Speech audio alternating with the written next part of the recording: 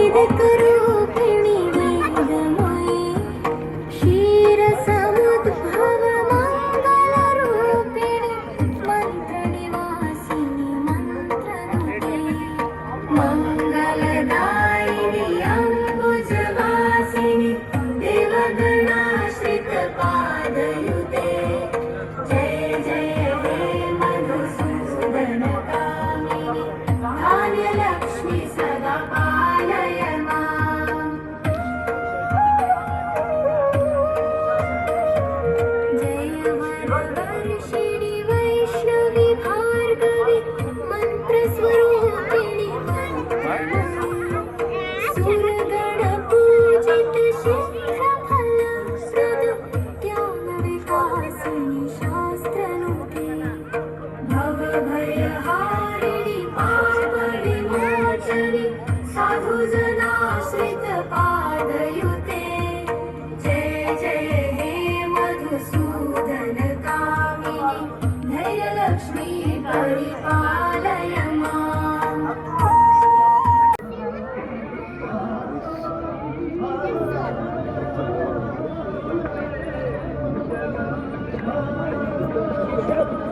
अजय सो ಕಿರಿಸ್ಕೊಳಕಣ ಪಾಪ ಕಷ್ಟಪಡ್ತಾಳೆ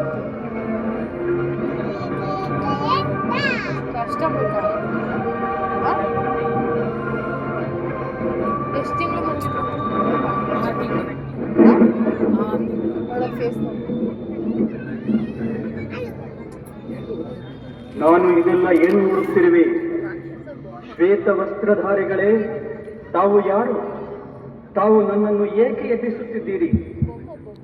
ಪ್ರಿಯ ಆತ್ಮನೇ, ಈಗ ಅಜ್ಞಾನದ ನಿದ್ರೆಯಲ್ಲಿ ಮಲಗುವ ಸಮಯವಲ್ಲ, ಏಕೆಂದರೆ ಸೃಷ್ಟಿಯ ಪರಿವರ್ತನೆಯ ಸಮಯ ಇದೀಗ ನಡೆಯುತ್ತಿದೆ. ನಿರಾಕಾರ ಶಿವಪರಮಾತ್ಮನು ಈ ಭೂಮಿಯ ಮೇಲೆ ಮಾನವ ಶರೀರದಲ್ಲಿ ಅವತರಿತರಾಗಿ ಮನುಷ್ಯನನ್ನು ದೇವತೆಯನ್ನಾಗಿ ಮಾಡುವ ಶ್ರೇಷ್ಠ ಶಿಕ್ಷಣವನ್ನು ನೀಡುತ್ತಿದ್ದಾರೆ. ಆದ್ದರಿಂದ ಈಗ ಅಜ್ಞಾನ ನಿದ್ರೆಯಿಂದ ಎದ್ದೇಳು ಹಾಗೂ ಪರಮಾತ್ಮ ತಂದೆ ಶಿವನನ್ನು ಯಥಾರ್ಥವಾಗಿ ಅರಸಿತು. ಏನಿದ್ದೀರಿ? ತಂದೆ ಪರಮಾತ್ಮ ಶಿವನು ಈ ಭೂಮಿಗೆ ಬಂದಿದ್ದಾರೆಯೇ? ಹೌದಣ್ಣ, ಇದು ಸಂಪೂರ್ಣ ಸತ್ಯ. ಈಗ ಶೀಘ್ರವೇ ಈ ಕಲಿಯುಗಿ ಪ್ರಪಂಚ ಒಂದು ಸುಂದರ ಸುಖಮಯ ಪ್ರಪಂಚವಾಗಿ ಪರಿವರ್ತನೆಗೊಳ್ಳುತ್ತದೆ. ಅದಕ್ಕೆ ಸ್ವರ್ಗ ಅಥವಾ ಪ್ಯಾರಡೈಸ್ ಎಂದು ಕರೆಯಲಾಗುತ್ತದೆ.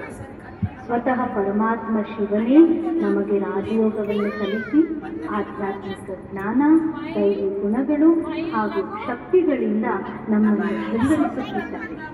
ಆದ್ದರಿಂದ ತಾವೂ ಸಹ ಈ ಯಥಾರ್ಥ ಅಮೂಲ್ಯ ಜ್ಞಾನವನ್ನು ಜೀವನದಲ್ಲಿ ಅಳವಡಿಸಿಕೊಂಡು ಜೀವನವನ್ನು ಸಾರ್ಥಕ ಮಾಡಿಕೊಳ್ಳುವುದು.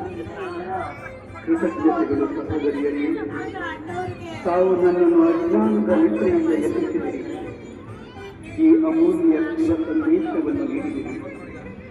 ಪ್ರಿಯ ಮಿತ್ರರು, ತಾವು ಸಹ ಅವಶ್ಯವಾಗಿ ಈಶ್ವರಿಯ ಸತ್ಯ ಜ್ಞಾನ ಹಾಗೂ ರಾಜಯೋಗವನ್ನು ಕಲಿತು ತಮ್ಮ ಜೀವನವನ್ನು ಧನ್ಯವಾಗಿಸಿಕೊಳ್ಳಿರಿ. ಧನ್ಯವಾದಗಳು. ಓಂ ಶಾಂತಿ.